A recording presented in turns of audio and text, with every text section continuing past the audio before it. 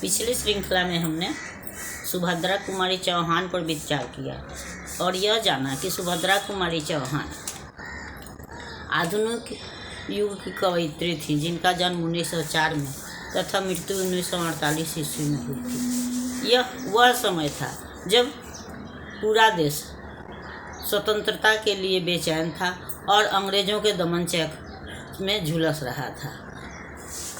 हमारे स्वतंत्रता सेनानी स्वतंत्रता प्राप्ति के लिए जितना ही प्रयासरत थे, अंग्रेज उतनी ही तीव्रता से, उतने ही तेज़ी से इनके आंदोलन को कुचलने के लिए तत्पर थे। और यही कारण है कि इस स्वतंत्रता की आग में बड़े बूढ़े बच्चे सभी कूद पड़े थे, या चाहे वह 80 साल के वीर कुंवर सिंह हों या फिर 19 साल के खुदीराम बोस हों, सभी, या फिर सुभाष चंद्र बोस हों, बाल गंगाधर तिलक हों, महात्मा गांधी हों, सभी उम्र के लोग स्वतंत्रता प्राप्ति के लिए प्रयासरत थे। और अंग्रेज़ों का दमन चक्र भी अपनी चरम सीमा पर था। वैसे स्थिति में साहित्यकार भी अपनी लेखनी के माध्यम से क्रांतिकारियों में उत्साह भर रहे थे। लेकिन तो सुभद्रा कुमारी चौहान वैसी कवयित्री थी जिन्होंने न केवल अपनी लेखनी के माध्यम से युवाओं में उत्साह भरा, क्रांतिकारियों में उत्साह भरा, बल्कि वे स्वयं भी अपनी शिक्षा अधूरी छोड़ करके स्वतंत्रता आंदोलन में कूद पड़ी और उसमें उन्होंने सक्रिय भूमिका निभाई, कई बार जेल भी गईं। इसलिए न केवल उनकी रचनाओं में हमको राष्ट्रीयता का स्वर दिखाई पड़ता है, न केवल उन्होंने लेखनी के माध्यम से ही राष्ट्र भावना को उत्प्रेरित किया, राष्ट्रभक्तों को जगाया, बल्कि उन्होंने स्वयं भी स्वतंत्रता संग्राम में सक्रिय भूमिका निभाई। उनकी रचना झांसी की रानी, वीरों का कैसा हो बसंत, अगर उनके राष्ट्र भावना को प्रदर्शित करता है, राष्ट्र भावना को दिखलाता है, तो प्रस्तुत रचना जो है वो उनके हृदय के कोमल नारी भाव को दिखलाता है। यह रचना उन्होंने अपने पुत्र की मृत्यु के पश्चात लिखी है और यह सरोज स्मृति जो निराला ने अपनी पुत्री की मृत्यु के बाद लिखा था, उसके बाद से यह दूसरा शोक गीत है। भावनाएं तो ऐसे सबकी एक सी ही होती है और किसी भी माँ के लिए अपने पुत्र से अलग होना ही कष्टकर होता है, और अगर वह पुत्र सदा के लिए बिछड़ जाए तो उसकी क्या स्थिति होती है वह तो कोई माँ ही समझ सकती है। और महादेवी वर्मा ने इस रचना के माध्यम से न केवल अपनी व्यथा को प्रदर्शित किया है, अपनी व्यथा का बखान किया है, बल्कि उन्होंने संपूर्ण नारी जाति का, संपूर्ण माँ के ममता को, मातृत्व को भी व्याख्यायित करने का प्रयास किया है, या उसकी अभिव्यक्ति प्रदान की है, उसको बताया है, समझाया है, जिसे हम देख सकते हैं। आज दिशाएं भी हंसती हैं, उल्लास विश्व पर छाया, मेरा खोया खिलौना अब तक मेरे पास न आया। जब किसी भी माँ का पुत्र उसके पास नहीं होता है तो वैसी स्थिति में दुनिया चाहे जितनी भी रंगीन हो, जितनी भी सजी हुई हो, चारों तरफ बसंत हो, फूल खिले हों, लेकिन माँ का हृदय जो होता है वह सूना ही होता है। और अगर वह सदा के लिए बिछड़ जाए तो फिर उस दुख को तो हम शब्दों में बयान नहीं कर सकते हैं, लेकिन कवयित्री ने उन्हें वाणी प्रदान करने का, यानी उसको अभिव्यक्त करने का प्रयास किया है।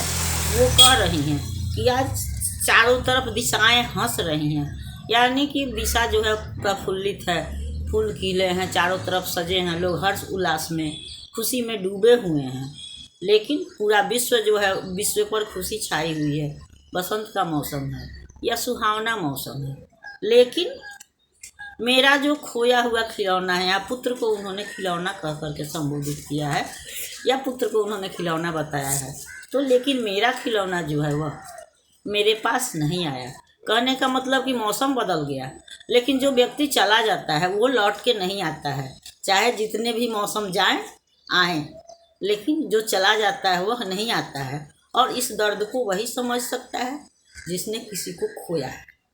शीत न लग जाए इस भय से, नहीं गोद से जिसे उतारा, छोड़ काम दौड़ कर आई, माँ कह जिस समय पुकारा।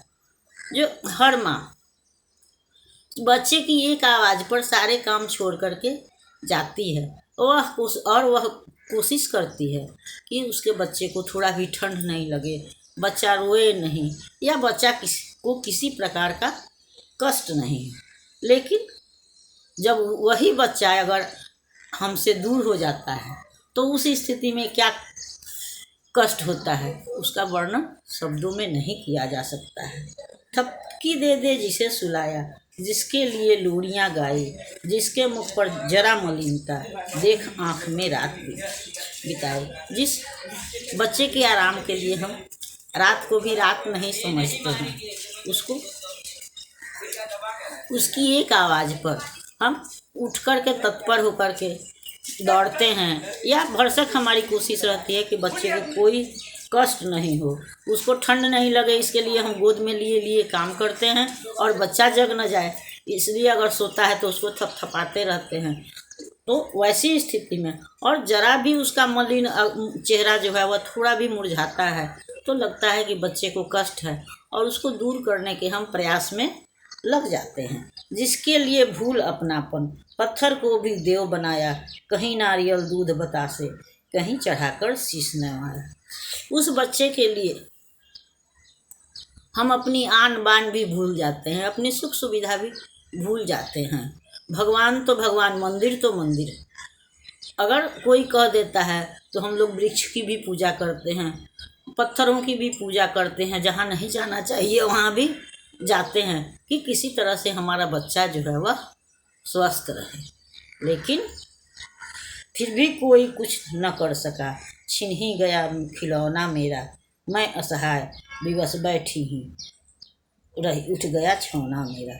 लेकिन फिर भी जब नियति उसको माँ के सामने से छीन लेती है, ले जाती है, सारे प्रयत्न के बाद भी अगर वह बच्चा नहीं बच पाता है तो वैसी स्थिति में उस माँ की स्थिति क्या होती है वह तो कोई माँ ही समझ सकती है। और महादेवी वर्मा ने इसको अपने शब्दों में भली भांति बयान किया है, भली भांति अभिव्यक्त किया है कि उस वैसी स्थिति में माँ असहाय निरुपाय हो जाती है, सारे प्रयत्न करके थक जाती है, और तब वह बच्चा जो है उसके हाथों से छिन जाता है। तो वैसी स्थिति में उसका कि क्या अवस्था होती है, इसको कोई माँ ही समझ सकती है। शेष भाग पर फिर हम अगली श्रृंखला में विचार करेंगे। तब तक अगर यह श्रृंखला आपको पसंद आती है तो इसको लाइक कीजिए, सब्सक्राइब कीजिए। मिलते हैं अगली श्रृंखला में, तब तक के लिए धन्यवाद।